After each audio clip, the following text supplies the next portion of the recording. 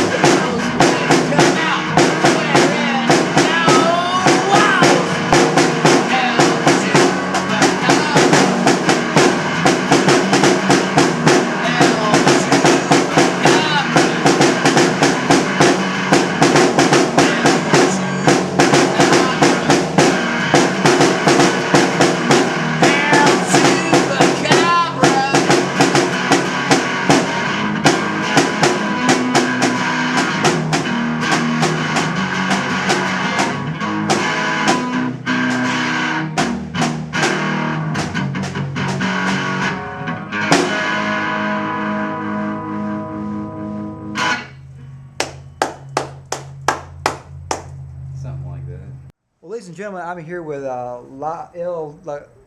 Chupacabras. Los Chupacabras! La Chupacabras. And you guys really had this really unique sound across, basically, I think you played, tell us all the places that you played at. Well, one time we played out in the desert to a bunch of kayaks. Interesting. Now, Los Chupacabras, Los Chupacabras. you play lead guitar. What's your name? I am El Fantasma. El Fantasma and El Diablo Azul. El Diablo Azul on percussion drums. He's a blue devil. Drums. Well, tell us a little bit about your music, about your genres of music. What would you classify this music as? Well, it's heavy hometown new wave, man. It's a cross between Bo Cephas, Cher, Jimi Hendrix, James Brown, and last but not least, our chief influence, Andy Williams. Andy Williams. Your style of drumming, are you influenced by any drummers? Stripped Down, John Bonham, Mick White, I could hear some of that definitely in there. How about Ginger Baker. How about your guitar playing? Any influences? Well, let's see.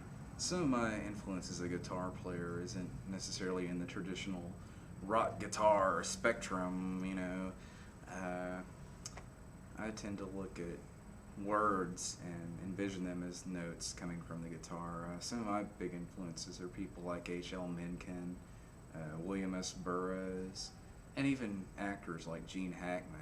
The way he moves on the screen is it's just fluid, kind of like the way I try to play guitar. Awesome. Well, I want to say this because your band's a duo right now. Do you plan to keep it as a duo? Is there room for growth for La Chupacabras? If it ain't broke, don't fix it, amigo. See, So stays as a duo right now. Why the hell not? Okay. Well, let's say some of the songs that you played. Tell us a couple of songs you played in your repertoire. Some of the popular songs that the audiences really enjoy listening to. they threw me out of church. They Threw Me Out of Church is the hit. That's based on a true story. Wow. Now, do you guys write together as a team, or is it one person writes a song? Is it like a Lennon and McCartney thing, or? Yes and no, whatever works. Sometimes we'll just come up with a riff and just go on it and come up with words later. Sometimes it's full-fledged collaboration. Just a creative effort, collaborative effort. Well, one of my favorite songs is it Soul Sucker, right? Yeah. And that really has a really cool riff to it. Really has a really neat sound to it. Is that based on a true story as well? Oh yeah. There are muchachas out there who do suck one's soul, such Yes, they do. from their very being. You're left with a big black hole.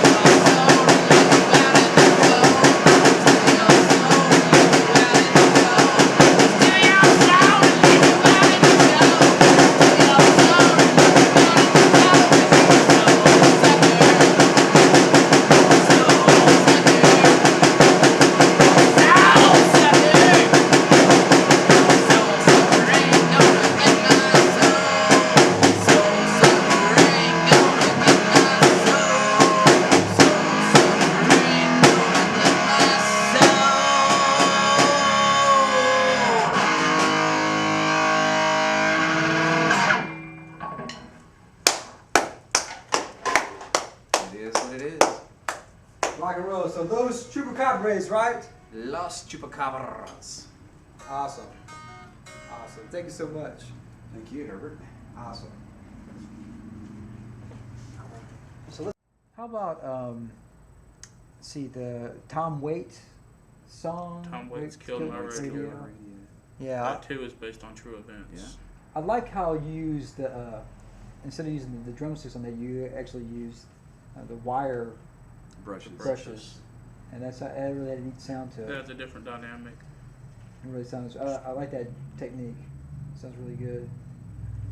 Is this normally the system you use? So your drumming is 2 snare drums and tambourine with sticks. Do you also use the kick drum sometimes, or is this mainly your drum set that you have right now? That's mainly what we use. We want to keep it stripped down to the necessities, to the bare minimum.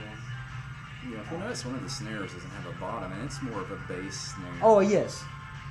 Yeah, so you can go back and forth between those. You know, like some of the groups also that we've encountered in our travels through the rock and roll wasteland, like the Great Beat Happening had a similar setup. Even theirs was more stripped down at times. Well, it's like Willie Nelson basically sort of had a similar setup for drums. I think he just had 1 snare drum. Yeah. Really. His A lot drummer. of time, yeah. And he uses the wire. Paul English. Use the wire. And I guess for the venues that you guys play, I mean, the great thing, you can play a small hall, or you can play a stadium with this setup here. Right. Oh yeah. So that's I think that's something that's really refreshing in a lot of ways. Well, you know, I guess I think what folks really curious about a lot of the Chupacabras Los Chupacabras. is that kind of where y'all came from. Why does Los Chupacabras need to be together? Why does the world of 2008 need Los Chupacabras? Well, you see, my friend, it's quite simple. To understand the dynamic of Los Chupacabras, one must understand the difference between Dionysian and Apollonian art. And are you familiar with the? I'm vaguely familiar Right. with those. Well, the difference is between Dionysian and Apollonian art is in ancient Grecian times, to celebrate the god Dionysus, revelers would build structures like huge phallic symbols and party for days at a time to celebrate.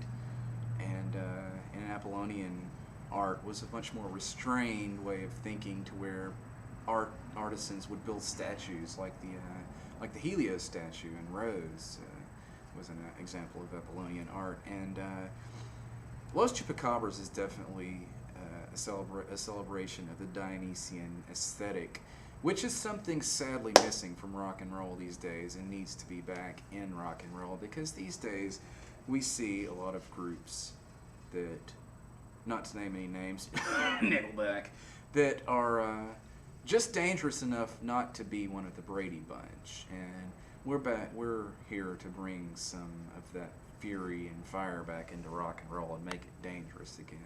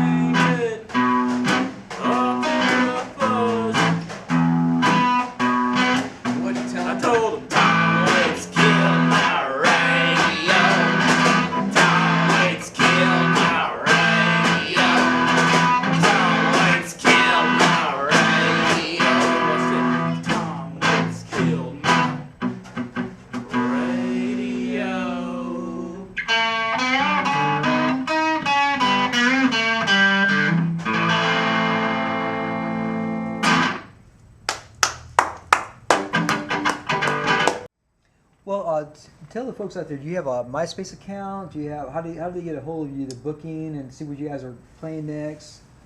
Listen to some of your songs. We are present on the MySpace. What's your MySpace link? MySpace.com/reach out and grab. Yeah. Okay. Yeah. Awesome. Well, I'm sure all the fans will go out there and listen to your music, send y'all some emails out and whatnot. You really do have this unique sound. I don't even know how to necessarily put it into a genre, and that's something a band like this is really hard to put in one genre, I think. I mean, it's rock and roll definitely. Some folky elements. Very primitive. Primitive rock and roll. Primitivism going on.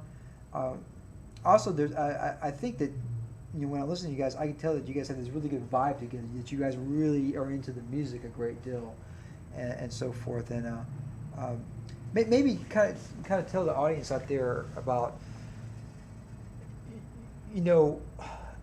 why did you two decide to get together and put this band together versus another drummer or another guitar player that you teamed up with? What is it about him and what is it about him that made this group the powerhouse that it is? Duct tape is one thing that holds the group together. And super glue. Super glue too. Well, I tell you, It was a chance encounter in the desert that sealed the deal. I think it's really fascinating. Well, anything else you want to say? We got like a minute left. Anything you want to share with the audience out there in internet land? Be kind, please rewind. Be kind, please rewind. Words to Live by Los Chupacabras. Los Chupacabras. And check them out on the MySpace and all over the country, basically playing, right? Yes, we're looking to book some shows. If any cutting-edge club owners out there want to offer us a gig, we'll play. Definitely, most definitely, and I'm sure your phones will be ringing off hook really soon, and the emails will be filling up there at the MySpace and whatnot. So, La Chupacabras. Los Chupacabras. Thank you, sir. So Yes, it's the El Diablo Azul. El Diablo Azul and El Fantasma. El Fantasma, and I'm Herbert Midgley. Thank you for checking us out. Have a great day.